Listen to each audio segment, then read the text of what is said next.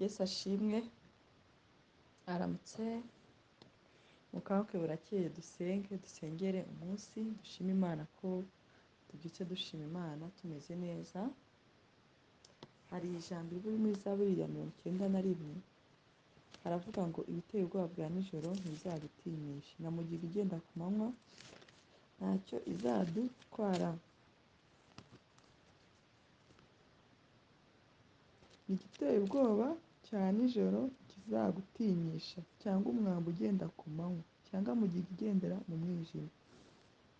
Ari ibya nijoro Imana yabiturinze, umwambi ugenda ku manywa yabiturinze, nabyo ni imyuka mibi y'amahembe n'ibindi, cyangwa mugiga igendera mu mwijima ni imyuka y'uburwayi n'ibindi byose bigenda tutazi by'umwijima, cyangwa kurimbura gutsemba ku manywa y'ihangu bimwe bigaragara. Ibyo byose Imana yabiturinze. Mureke rero tubwire Imana ngo wakoze kuturinda, kandi nizere ko mumeze neza, kandi nizere ko morning prayer itangiye koza imitima yanyu n'imibiri yanyu n'ibiganza byanyu n'ubwenge, kandi igenda ikora no mu buzima bwanyu busanzwe bwa buri munsi, sibyo? Murakoze cyane, mureke dusenge. Ntabwo ikiba ndende kubera ko mu gusenga nta kwigisha cyane kurimo, usanga nahawe nk'ijambo rimwe ariko ry'umunsi, ijambo rimwe ripfumbatiye umunsi wose n'ibihe byose, sibyo? Mwanyumva?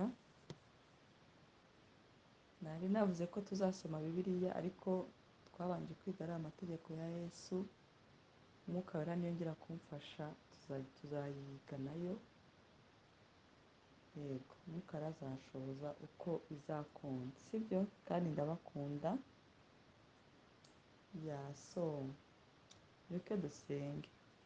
Umwami wacu Yesu Kristo, Mwami w'abandi, tukuzamura icyubahiro, tukuzamuriye amaboko, tugushimiye ko tubyutse amahoro, tugushimiye ko duhumeka, dufite ubuzima bwiza, tugushimiye ko Mwami ibiduteye ubwoba byose biri kure yacu, tugushimiye ko imitima yacu yuzuyemo amahoro no kwizera no kukwiringira, kandi tugushimiye ko ngiye kuvuga muri iki gitondo mwongere mubyutse. Hari umuririmbyi ukunda kuririmba ngo data yemeye ko ducuranga inanga. Turagushimiye data ko wemeye ko ducuranga inanga, twongera gucuranga ubuzima bwacu, twongera kugerageza, twongera gutera intambwe, twongera gukora ibikomeye, twongera kugira imbaraga muri twebwe, twongera gukora ibyo byananiye abandi, twongera no gukora ibyaturaniye mu gihe gitambutse. Ubishimire ko uyu munsi mwiza uturemeye igitangaza, w'umugisha wo kugenerwa nawe. Ijambo ryawe rirambwira ngo hari kurira kwarara umunoko bwacya impundu zikavuga. Ni ukuri, nubwo hari ubwo biba bigoye, ariko still uri Imana. Shadrake na Meshake barakubwiye ngo nawe utadukiza uzahora uri Imana yacu. Natwe turagushimiye Mwami, naho ibi byose bitameze neza ubishimirwe, naho kandi ibi byose byagenze neza, hari ibyo tubona ko wakoze neza, dukore igikumwe tuvuge ngo turebye warabikoze, ubishimirwe. Wakire ishimwe rivuye mu mutima wanjye, wakire ishimwe rivuye mu mutima w'abavandimwe, mu izina rya Yesu Kristo. Wakire ishimwe ku mbaraga waduhaye, mu kunesha waduhaye, mu guhagarara ku byari bikomeye tukabona ibendera ry'ubutsinzi rihagaze ku mutwe wacu. Ubishimirwe kandi Mwana, ushimirwe n'ibi ngibi tutabonesha amaso, nabyo kuri kubikora, kuko ng'ukwizeye wese ngo ntazakorwa n'isoni. Turagushimiye mu izina rya Yesu Kristo. Mwami Yesu rero, twongeye kukuragiza ubuzima bwacu umunsi ku wundi, waje kwatura ngo amaraso yawe yeze imitima yacu, yeze imibiri yacu, kuko ijambo ryarimbwira ngo uhereye kera kose kuva mu mategeko kugeza ubu ngubu, ngo ibintu byose hafi byezwa n'amaraso. Twijanditse mu maraso yawe Yesu, kuva ku gasatsi kugeza ku kirenge, turogejwe, turejejwe. Amaraso yawe yoza imitima, amaraso yawe yoza ururimi, amaraso yawe yoza imibiri yacu, amaraso yawe atubohora indwara, amaraso yawe adukize, adukureho guhumana, adukure kwandura. Ibibi byose biba byageze ku mubiri wacu, amaraso yawe abyoza, abyeze kandi abitunganye. Tube bashyashya, twongere tugire ubwiza, twongere tugire ubuntu bwawe, tugire imbaraga mu izina rya Yesu Kristo. Mwami, kandi amaraso yawe yoza imitima yacu, ururimi rwacu n'amaso yacu, ibyo twabashije kureba Mwami tubibone nk'uko bikwiriye, amaraso yawe atweze. ibyo twavugishije ururimi rwacu mwami amaraso yawe atweze, umutima wacu aho washariye amaraso yawe atweze, ineza yawe itubeho mwami muri byose, uduhe mwami kubohoka, uduhe mwami kuruhuka, ushwanyaguze imigozi yose iboshye ubuzima bwacu, imbaraga z'ubwami bwawe mwami zize mwami zitsikamire zitsinde ikibi cyose kiduhagaze mu buzima, gitume duhagaritse imitima, gitumye dutekereza kure. Mwami ndagusabye ndakwinginze wumvire buri muntu wese uri kuri ino gurupe, umuntu wese uzumva rino jwi, umuntu wese uzumva rino sengesho, utwumvire, uduhe mwami amahoro mu mutima, uduhe inyishyu, udutabare, utwiteho, udusetse, uduhe ibitangaza, kuko mwami ntabwo ibitangaza byawe byaheze. Ijambo ryarambwira ngo reka ukuboko kwanjye ntabwo kwaheze gukora, ngo kuracyakora, ngo ese urema amatwi ntiyumva, ngo ese urema amaso ntabona, ngo kuko ukuboko k'uwiteka kutaheze gukora. Mwami wongere ukore iby'imirimo yawe mu buzima bwacu, wongere ukore ibitangaje mwami, ahari humye hagiye umugezi amavuta yawe ahaba ibintu bibashe kugenda neza, umutima wacu wongere uwuhe inyota yo gukurarikira no kugendana nawe, kuko ijambo ryawe rirambwira ngo mushakashake ubwiza bw'Imana no gukiranuka, ngo ibindi byose muzabyongererwa. Uduhe gushaka ubwami bwawe, uduhe gushaka ibyawe, maze uzaduhe kongererwa n'ibindi byose, mu izina rya Yesu Kristo. Mwami Yesu tukuragije tuguhaye imirimo y'amaboko yacu. Ijambo ryawe rirambwira ngo kuko nzaha umugisha imirimo y'amaboko yacu. Uhe umugisha imirimo y'amaboko yacu, ibyo dukora mwami be productif, uduhe umugisha muri byose. Wibuke nk'uko ijambo ryawe rivuga ngo wibuke amaturo yacu yose, wibuke amaturo yacu yose, wibuke ibyo twakoze byose bikakunezeza, maze mana ubyibuke umwami bibe igihe cyo gufungura igitabo, nk'uko ijambo ry'Imana ryatubwiye ukuntu umwami ngo yafashe igitabo agasoma amateka ya Morodekayi. Natwe mwami uyu munsi, iyi saha, iyi segonda, ufate igitabo wibuke ibyo utwibukaho, usome igitabo cyacu, ariko ntihakore imirimo twakoze kuko ntiyatuvugira, hakore urukundo rwawe n'ubuntu bwawe. Mwami sabiye abantu bose muri ino gurupe batabyara cyangwa bafite abantu batabyara, ijambo ryawe rirambwira ngo ni wowe ureba mu nda y'ingumba ukabonamo ishyanga rikomeye. Ni ukuri reka inda z'aba babyeyi zibonekemo ishyanga rikomeye, kuko umunsi waturemye wa mbere waravuze ngo mugende mubyare mwororoke mwuzure isi. Waturemeye kuba productif, ntabwo waturemeye kuba ingumba. Reka mwami abadafite abana bababone, reka mwami abakoze bikanga utange production spirit muri bo, wagure ufungure inyegamo, wagure inyegamo zacu, uduhereze umugisha, wagure imbago mwami, amazina yacu uyibuke mwami, utunezeze. Abibaza ngo ese mana kuki ubuzima bwacu bwose bwabaye gutya, reka bibaze ngo ese mana wabagahe, ibi byose byabagahe mwami. Reka imirimo yawe ikore, reka hatari amazi hatemba amazi, reka imigezi y'amazi y'ubugingo itembe iva mu mitima yacu, itembe isohoka. Reka mwami ahari humye hose habashe gutemba amazi mwami. Reka mwami duhagarare mu muryango turebane n'abanyabyaha bacu, kuko watugiriye neza. Reka ineza yawe mu mitima yacu, ineza yawe mu mibiri yacu, abarwayi ubakize. Zaburi yawe y'Ijana na 3 turavuga ngo uzadukiza, niwe ubabarira ibyo wakiraniwe byose, agakiza indwara zacu zose. Reka buri wese ubabara mu mubiri muri no gurupe, uwumva rino jambo, abana bacu, inshuti zacu, abavandimwe barwaye, ngo mwami nta wundi ni wowe wenyine ukiza indwara. Reka imbaraga zawe zikiza zibe mu mibiri yacu, zitembe mu maraso yacu, zitembe mu mitsi, zitembe mu magufa, mu izina rya Yesu Kristo. Mwami ngo uzatembesha imigezi mu kidaturwa, reka utembeshe imigezi mu kidaturwa. Abantu bose mwami ubuzima bwababereye ingume, abantu baribaza ngo amafaranga arava he, ibi birakemuka bigenze gute. Reka mwami imigezi y'amazi y'ubugingo itembe mu kidaturwa, hari ubutayu haboneka amazi, mu izina rya Yesu Kristo. Mwami reka buri wese ahagarare ahagarara avuga ngo ni ukuri twabanye n'Uwiteka, ni ukuri Uwiteka yatugiriye neza. Reka mwami amajwi yishimwe yuzure mu matwi yawe, amajwi ya emosiyo y'umunezero yo gutangara no gutangazwa yuzure mu matwi yawe. Reka ubyumvishe n'ubibonye avuge ngo ni ukuri ntabwo byatewe n'ababyeyi, ntibyatewe n'uwabikoze, ahubwo byose byari ku cyubahiro cy'umwami Imana. Reka ubuzima bwacu bube icyubahiro cyawe Mwami, reka ubuzima bwacu bube ishimwe ryawe Mwami. Abumvisha iby'iwacu bikomeye bazavuga bati ni ukuri bari abantu, ni Uwiteka Imana wabikoze. Turagushimiye cyane Mwami, reka imitima yacu ikunyoterwe, twese abumva rino jwi, twese abumvishe morning prayer, ababashije kubona inacaho batabizi, abo bose Mwami begere Mwami icyo gihuru kiri gushya, imitima yabo igira amatsiko yo kumenya igihuru kiri gushya, maze imitima yabo igira inyota. Kandi Mwami ugira inyota wese y'ibyawe Mwami, ntushyiremo agatonyanga ngo ushyiremo inyanja, kugira ngo imitima yabo inyoterwe nk'ihage, inywa amazi y'ubugingo, inywa amazi y'ubuzima, mu izina rya Yesu Kristo. Ijambo ryawe rirambwira ngo nzakujya imbere ahataringaniye mparinganize. Mwami turinganiriza imbere ahataringaniye uharinganize.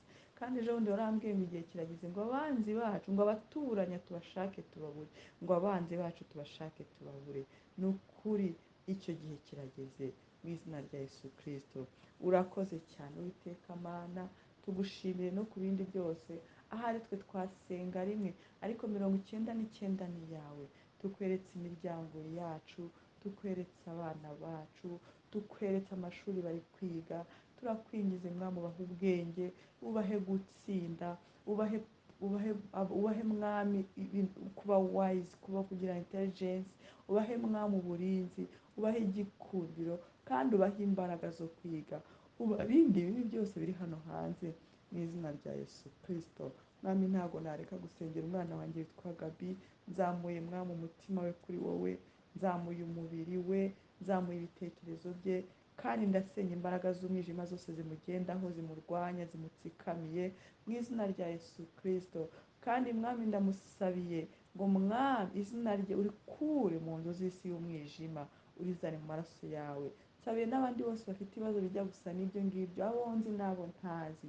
Mwami ngo witamurure, Mwami ngo wigaragaze, ngo icyo waziye muri iyi si ngo ni ukumaraho imirimo mibi yose ya Satani. Mwami uyimareho, uyikongore ishireho, imitima yacu inezerwe, ivuge ngo ni ukuri twabonye Imana. Kandi udushoboze Mwami gukiranuka nk'uko bikwiriye, udushoboze kwezwa, udushoboze guhindukira, udushoboze kumva, uduhe kujya kure y'icyaha. Umunsi ku wundi Mwami utwongerera abakizwa, kandi abakizwa uduhe gukiranuka, kugira ngo Mwami kuko tutazi umunsi n'isaha, Mwami igihe wazira hose uzasange amatabaza yacu yuzuye amavuta. Dusabiye imiryango tuvukamo, abavandimwe Mwami ngo ubahe agakiza kawe, agakiza kawe kabagereho Mwami, kabagereho. Nta kundi twabivuga kuko ntitwabibashyiramo, ariko icyo twashobora ni ukubasabira abavandimwe tuvukana, imiryango tuvukamo yose Mwami, ngo abo bose bamenye Yesu Kristo.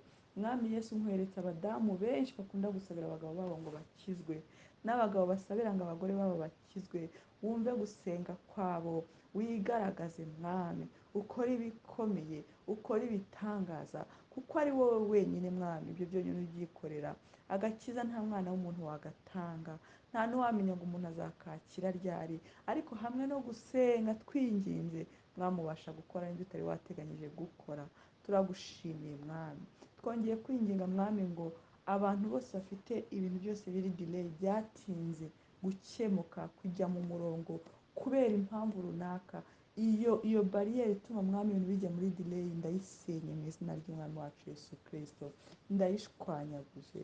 Twongeye no kukwereka Mwami abantu bari gutegura mariage kuri no groupe, n'abandi bose Mwami bari mu zindi groupe zitandukanye, n'abandi biri mu ngiro Mwami ngo ubikore, ubihaze, ubishyire mu murongo, kandi n'ababyifuza ubisohoze, ubishyire ahagaragara Mwami, kuko proje y'urugo ari yawe. Uduhe umutima wo kumva ibyo udushakaho, kandi Mwami uduhe guhitamo neza. Ngabo ukunda urabashakira Mwami, wahitiyemo Isaka na Yakobo umugore, kuko byose byagenderaga mu mwuka wawe. Ni ukuri biriya byose byakozwe nawe. Reka n'abandi bose babikeneye kuri no groupe bikorwe nawe. Hari n'abahebye Mwami batazi ko bizaba, babishaka bakabibura. ariko mwami ni wowe wenyine ushoboye byose. Watubwiye ngo ni wowe urema abana mu nda y'ingumba, ariko ni nawe ubasha gukora amakwe. Erega nawe wabikoreye mwami, ntacyo bari baturusha, ni uko igihe cyabo cyari kigeze.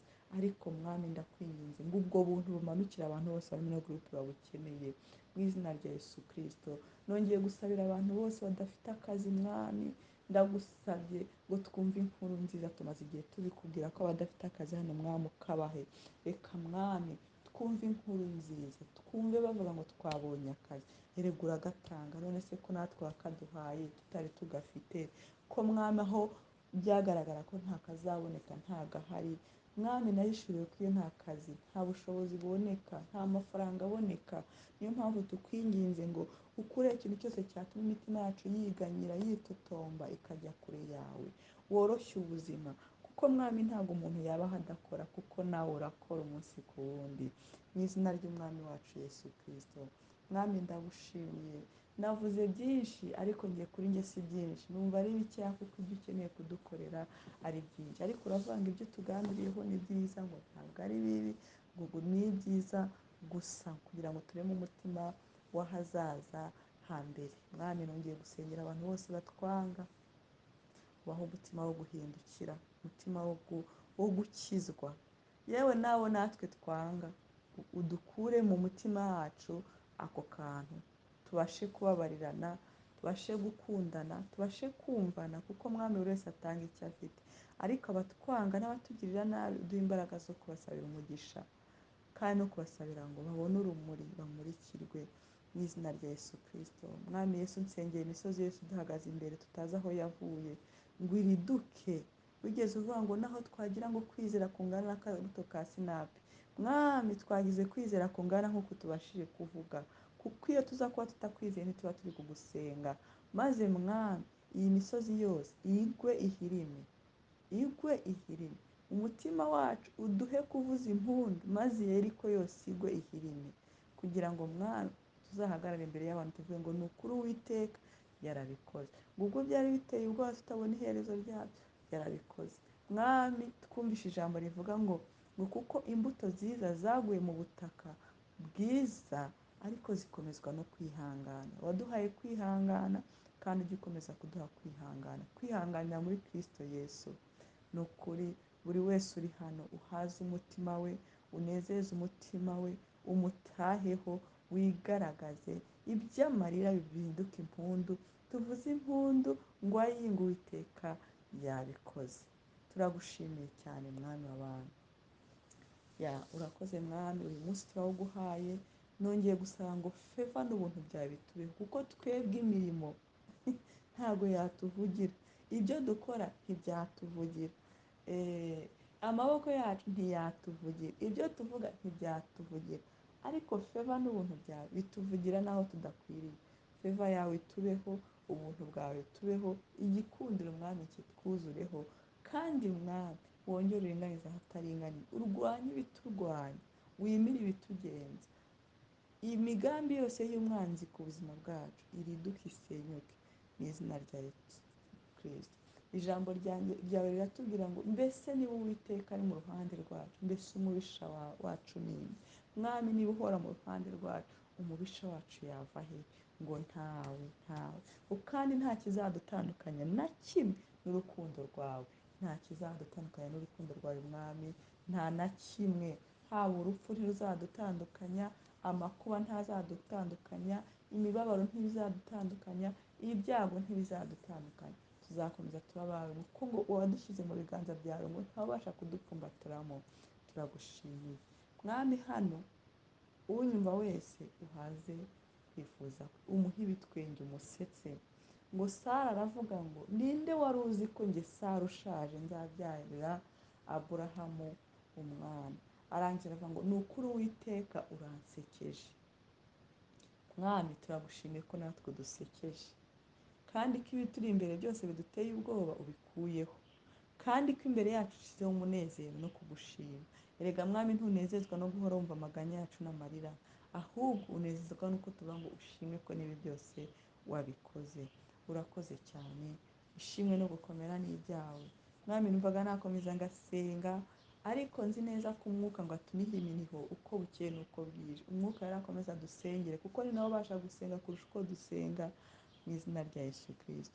Uyu munsi rero, uyu munsi impanuka zijye kure yacu, ikibi cyose kiduhunge, kuko ijambo ryawe rimbwira ngo ibyo abamarayika babivuze neza, ngo wabahinduye ibirimi wabahinduye imiyaga, ngo ariko twaba duhinduye ibirimi by'umuriro. Aho dukandagiye hose imbaraga z'umwijima zihunge kubw'umuriro turiho uturimo, mu izina rya Yesu Kristo. Amen. So ijambo umwuka wera yampaye ijambo riri mu Yesaya 50:7 rivuga ngo kuko umwami Imana azantabara nicyo gituma ntamwara. Hari igihe njya ntekereza ko maybe wenda Imana impa ijambo kuko iriya season ndimo yo kugeragezwa, ariko nkavuga se ko ibirimpaye muri iki gitondo birashoboka ko wenda hari n'abandi baba bari muri season nk'iyo ngiyo. Ijambo muri Yesaya 50:7, iri jambo turyumva buri munsi ariko harimo akantu k'ibanga kamwe, ngo kuko umwami Imana izantabara nicyo gituma ntamwara. Ngo nta izantabara, izahora intabara ntabwo ari izantabara rimwe gusa, izantabara ni urugendo ruri kontinuwere, ni ubuzima bukomeje. Ngo kuko umwami Imana izantabara nicyo gituma ntamwara. Ni ukuvuga ngo Imana izantabara, yatangiye kuntabara nicyo gituma umunsi ku wundi ntamwara. Ni ukuvuga ngo yakuyeho kumwara kwanjye. Bibiliya iravuga ngo imigisha yose, iminyago Yesu Kristo yatangiye ku musaraba, ngo icyari umuvumo kuri twe yaduhaye umugisha, kuko ngo twari duciriweho iteka, icyacu kwari ugupfa tukibagirana tukajya ikuzimu, ariko yadukuyeho ibyo byose. Ngo icyari urupfu rw'iteka idukuraho urwo rupfu iduha ubugingo buhoraho. Ngo icyari gukorwa n'isoni no kumwara, ngo yambaye isoni zacu, ngo nicyo gituma tutamwara. Kumwara kwabaho mu mutima no mu bwoba, uvuga uti ngiye kumwara. Ariko nababwiye ndi gusenga ijambo rivuga ngo Shadarake, Meshake na Abedenego bagiye ku mugaragaro, aho amahanga yose yari amahanze amaso, bazira ko batapfukamiye imana z'abami b'abakerudayo. Ariko baravuga ngo umwami Imana birashoboka ko atanadukiza, ariko ntibyakuyeho urukundo rwe, sibyo? Ngo nicyo gituma ntamwara. Yari isaha yo kumwara, kuko bari kuvuga ngo yo bari abantu barahiye, iyo babimenye ngo si yo mana yabo yari iri hehe. Imana yari kwemera ko banapfa bakaba martire, ijuru bakaribona. Ariko Imana yaratabaye ishyiraho kutamwara. Umwami ngo abyitegereje baravuga ngo ariko twashyizemo abantu 3, uwa kane yavuye hehe? Arabyibwira ngo arasa n'umwana w'intama. Natwe rero kuko umwami Imana azadutabara igihe cyose kiri kontinuwere kidafite iherezo, nicyo gituma umunsi ku wundi tutamwara, umunsi ku wundi tubonamo umwana wa kane, tubonamo umugisa n'umwana w'intama. We yaravuze ngo ni igisa kuko atari abizi, ariko twe kuko dufite kwizera tubonamo umwana w'intama, ntabwo tubonamo igisa n'umwana w'intama. Ahari dushobora kubwira bagenzi bacu ko tubabaye, tunaniwe, tudasobanukirwa urugendo turimo, ariko ntibikuraho ko tubonamo umwana w'intama. Tubonamo umwana w'intama ahagaze atureberera, atubwira ati ngo muhumure uyu muriro ndawubakuramo. Kandi mubyibuke, Shadarake, Meshake na Abedenego umuriro bawugezemo, ngo abacanye uwo muriro ngo barawucanye, ngo umwami aravuga ngo bawenyegeze ngo inshuro 7, ngo abashyizemo ibyo biti kugira umuriro wake byarabatwitse barapfa. Ariko babajugunyemo bamaze kurahira bavuga ati twe ntituzihakana umwami Imana yacu. Impamvu biri ivuga amagambo y'ihumure kenshi ni uko buri gihe abantu baba barushye, ni uko buri gihe abantu baba bafite ubwoba, ariko umwami Imana akavuga ati ni ukuri muhumure, muhumure nzabatabara, muhumure nzagendana nawe, muhumure ngo kuko umwami Imana azantabara. Ni urugendo rukomeje, ngo nicyo gituma ntamwara. Kumwara bishyize muri preza ni uko buri munsi hatabaho kumwara, sibyo? Ngo nicyo gituma mu maso yanjye ngo nicyo gitumye nkomera. Still gutamwara biri muri preza, ariko gutabarwa biri kontinuwere, sibyo? ngo nicyo gituma nkomera, no gukomera biri muri preza. Buri munsi nzajya mpabwa gukomera. Ngo mu maso yanjye hakamera nk'urutare. utubonye wese aravuga ati abantu barahiriwe utubonye wese ariko mu by'ukuri twarahiriwe ngo hahirwa ishyanga rifite uwitekaho imana. Buriya satani ntashobora kujya guhiga umuntu afite, ahiga uwo adafite. niyo mpamvu na Yesu ngo asige intama 99 akajya gushaka iyazimiye. Ni ubwami bukora kimwe ariko budafite imbaraga zimeze kimwe, ariko budafite tensiyo zimwe ntabwo bufite tensiyo zimwe. Mu gihe umwe aba ashaka kurimbura undi aba ashaka gukiza. Muranyumva neza? So hano rero baratubwiye ngo nicyo gituma ntamwara. Kumwara biri muri preza, si mwara umunsi ku wundi. Ngo kandi mu maso yanjye ndakomeye hasa n'urutare. Utubonye wese aravuga ati ni ukuri barahiriwe, kandi koko nibyo twarahiriwe. Ngo niduca mu kibaya, ngo kibaya cyitwa Baka, ngo Uwiteka azagihindura amasoko. Ngo aryamisha ngo mu cyanya cy'ubwatsi bubisi, ngo akize ngo iruhande rw'ameza, ngo igikombe cyanjye kirasesekaye. Ngo ni ukuri kugirirwa neza kwanjye kuzahora bite. Ese mugira ngo Dawidi yabivugaga yishimye? Ntabwo yabivugaga yishimye, ariko umwuka waramwemeza ukamubwira ati humura, ngo naho wanyura mu gicucu cy'igikombe cy'urupfu nzagihindura Baka, nzagihindura umugisha. Mwibuke ijambo, njye niyo teme yanjye umwami Yesu yampaye atangira kunyigisha. Yarambwiye ngo kuko ibintu byose bibaho ku bakunda Imana bifatanyiriza hamwe ko tuzanira ibyiza. Ibibi byose ubona bizazana ibyiza, ibyiza byose ubona bizazana ibyiza. Ariko ijambo karimo akantu k'agaklose ngo ku bakunda Imana ku bakunda Imana. Niyo tuvuga ngo kugeragezwa, ngo mureke kwigeragezwa, ngo kugerageza gusohoza umurimo wako. Ariko aravuga ngo kugerageza ko kwizera gusa, ngo muzishime nimuhura n'ibibagerageza bitari bike. Ngo ariko byo kwizera bivuga ngo ni ubuzima bw'abizera. Ako ka close kajya kazamo, ubwo buzima bujya buzamo. Ari naho umwuka wera ngo ajyana Yesu Kristo mu butayu, ngo kugeragezwa na Satani bijya bibaho. Yobu uwo nguwo, iyo usomye igitabo cya Yobu igice cya mbere gukomeza mu gice cya mbere ibice bya kabiri kugeza kuri 3, Yobu uwo Satani yagiye kumusaba 3 ku Mana. Muzabisome neza. Ubwa mbere aramubwira ngo none se yabuzwa n'iki ko wamuhaye umugisha, ibintu byose kabigenda. Imana iramureka akoraho, asubirayo. Tibo yabuzwa n'iki se ko agifite umubiri asubirayo. Ikindi cya 3 sinkibuka. Ariko ibyo byose Yobu aca muri ubwo buzima, ariko bwa nyuma ngo Uwiteka aza kubona ko Yobu arakiranutse, nta cyaha yakoze, ibyamubayeho ntazi aho byaturutse. Yobu yavuga ubuzima bwe, hari ahantu agera akavuga ngo cyore, ngo se hari umuntu wigeze azi iwanjye ashonje nkamwima? Ngo hari umugaragu narenganyije? Ngo hanyuma se abana bava mu nda imwe nabarenganya gute? Ni ukuvuga ngo yashaka kuvuga ngo njyewe n'uwo mugaragu twese ko twabyawe n'Imana imwe. Ariko byaragaragaye ko igihe Imana yamwirataga imbere ya Satani tubabonye ko akiranuka, ntabwo Imana yakinaga, yarakiranukaga koko kandi byageze no ku munota nyuma agikiranuka. Ariko ngo Imana yagize gute? Imukubira, iramushumbusha. Irangije ituma n'abamubabaje ati mugende abasabire umugisha, kuko kumushinyagurira byari byarabazanyeho umuvumo, kubera ko yari yarageragejwe nande. Ejo n'ubundi numvishe Bushira ari kwigisha ikintu. Bushira aravuga, ari kuvuga ibigeragezo biba ku bantu. Yavuze ibigeragezo 3 biba ku bantu, aza kuvamo ikigeragezo kiva ku Mana. Arangije aravuga ati iyo ndi gusengera abantu muri Crusade cyangwa muri zira international visitors, atari umuntu ngeraho, atabona ngeraho bafite ibigeragezo byavuye kuri Satani cyakuri bo nkabakora ku mutwe nkabasengera bikabavamo. Atari ko yongeze ku muntu uri kugeragezwa n'Imana mukora ku kiganza nkigendera. Ati none ngiye ndinde kujya kuburana n'Imana kubyikora yaso rimwe na rimwe rero bijya bibaho. Ariko hano umwami Yesu ati ngo umwami Imana izantabara, nicyo gituma ntamwara, ngo nicyo gituma nkomera mu maso yanjye yakamera nk'urutare, ngo kandi nzi yuko ntazakorwa n'isoni. Unsindishiriza aba ari hafi yanjye, ngo ninde uzamburanya? Iri ni ryo jambo umwami Imana mpaye muri Yesaya 50 umurongo wa 7. Mugire umunsi mwiza. Uwiteka Nyiringabo abahe kuza kuri iri jambo murigenderemo, kuko nk'ubu mu gitondo ributse ijambo umwami Imana yambwiye ejo bundi ngo bamburanya nzabashaka bose mbabure. Niko yambwiye ngo ibingoye nzabishaka byose mbibure. Umwami Imana aravuga, ijambo ry'Imana avuga ngo njyewe ngo intama zanjye ndazizi, nazo ziranze, zumva ijwi ryanjye rikamenya. Ntabwo waba utari intama y'Imana ngo ubashe kumva ijambo. Iyo Imana iguhaye ijambo, iba iguhaye tapi yo kugenderaho muri iyo minsi. Ati rega humura. Hano niyo mpamvu ati ngo humura, Imana yacu izahora idutabara. Ntuzajya ujya mu muhanda ukavuga utarasa neza, atanje urasa neza, ati biragaragara.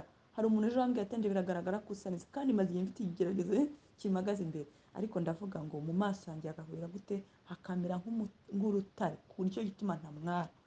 Ni ukubera ko ibiduteye ubwoba Imana yarabitsinze behind the scene, ikomeza kuduha guhagarara twemye.